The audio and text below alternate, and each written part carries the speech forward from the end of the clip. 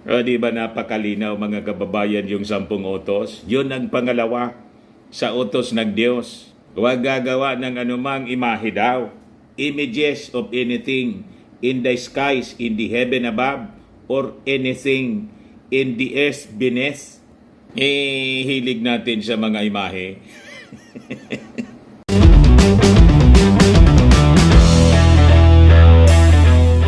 Ito naman po yung bago naming product na binibenta online. iGlow Serum Whitening po siya. Tingnan ninyo yung epekto sa aking anak na architect before and now. Yung mga inquiries po ninyo, dumiretso na lang kayo sa kanyang Facebook account, Riz Maravillas. Ngayon mga kababayan, Palm Sunday, araw ng palaspas. Kasi bukas po mga kababayan, Lunes Santo na, Holy Week.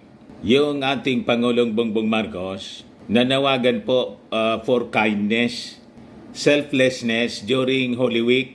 Ayan po. Marcos urges kindness, selflessness during Holy Week.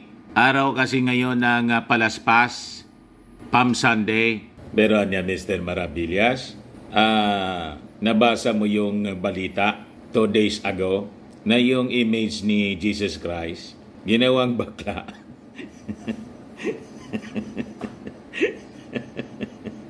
Kung ano-ano na lang po ang mga lumalabas ngayong mga balita. Nakita ko po yon. Ito siya. Ginawang bakla, mga kababayan, yung imahe ng ni Jesus Christ po. Ano po yung reaction ninyo mga kababayan? Kung ano-ano na lang niya Mr. Maravillas na naiisip ng mga tao ngayon. Isa po siyang Spanish artist. Iwan ko kung ano yung pumasok sa isipan niya. Gusto niya sigurong magkontrobersya talaga. Gumawa siya ng isang imahe na ang sabi, si Jesus Christ niya ito. Preskong-presko po yung mukha at pangangatawan. Walang bahid po ng walang bahid ng dugo tulad ng mga images, traditional images na nakikita po natin kay Jesus Christ at na-emphasize masyado yung abs. Yan po. Sabi dito, too pretty, fresh-faced Jesus Christ with abs, steers, controversy. Yan kasi po, yung images kasi po, kayo mga nanonood sa atin dito. Kaya ipinagbawal po ng ating Panginoong Diyos Ama sa langit mismo ang images. Yan ang medyo ayaw tanggapin kasi ng maraming mga mamamayan, lalo na ng mga Catholics. Pero nababasa man po nila. Nasa 10 utos sa mga kababayan yung pagbabawal sa mga images. May purpose ang Diyos kung bakit po ipinagbabawal niya yung mga images. Kasi alam niya yung nasa isip ng mga tao. Magiging kaagaw ng totoong Diyos kasi yung mga imahe. Yung Diyos kasi po, siloso po, jealous God. Ayan tuloy. Kaya lumalabas yung ganitong mga controversy. Tama po mga kababayan. Ayaw kasi nating sumunod sa utos ng Diyos. Pero pag kinausap mo, lalo na yung mga matatandang religyoso, kung paano maligtas, may mga kausap ako niya noon nang nasa mainstream media. Na-interview natin, mga bisita natin sa programa. Ang sagot sa atin agad-agad, sundin mo niya yung 10 utos. May ganun po. Di sabi ko, para masunod yung 10 utos, are you familiar with the 10 Commandments? Pwede daw ikako na i-recite mo yung 10 Commandments? Hindi ba niya pala memorize? Sabi ko, paano mo susundin yung 10 utos kung hindi mo man memorize? Basta niya, sundin natin yung 10 utos. Para pumasok sa langit, yung purpose natin, kung bakit tinanong ko yung 10 utos, para po ma-realize niya na yung pangalawang utos mga kababayan ng Diyos, ipinagbabawal yung mga images. Napakalinaw po. Thou shalt not make unto thee any graven image. Yan po, the Ten Commandments. And God spoke all these words. I am the Lord your God, who brought you out of Egypt, out of the land of slavery. You shall have no other gods before me. You shall not make for yourself an image in the form of anything in heaven above, or on the earth beneath, or in the waters below. You shall not bow down to them or worship them. For I am the Lord your God. I am a jealous God, punishing the children for the sin of the parents to the third and fourth generation of those who hate me, but showing love to 1,000 generations of those who love me and keep my commandments. O di ba napakalinaw mga kababayan yung 10 utos? Yun ang pangalawa sa utos ng Diyos. Huwag gagawa ng anumang imahe daw.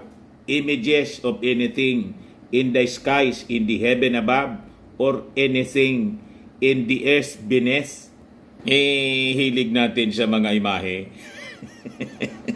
Ayan tuloy, na kontrobersya mga kababayan, ginawa pang bakla. Kamukha niya, oh. Malamang pag binindisyon na naman ito, mga kababayan, ni-recognize ng Vatican. Kasi yung Vatican po, naging liberal na ngayon. Baka parte na ito sa maging images na makikita ninyo sa mga altar other than during election po, kung sino yung in-endorse na kandidato ng, ng church. Sinama po, tulad nung panahon ng election po, si Lenny. Yung mga tarpaulin ni Lenny nasa kahiliran na ng mga images ng mga santo. Kaya nabansagan po si Lenny, Santa Mama. So sabi rito, a poster of Jesus Christ with abs minus the crown of thorns and less wounds on his rib cage and face caused online stir. Seville artist Salustiano Garcia Cruz depicted Jesus Christ as a young, handsome man wearing a loincloth. His face is almost devoid of blood, gushing from wounds inflicted by a crown of thorns, which was the usual depiction of Jesus Christ for decades.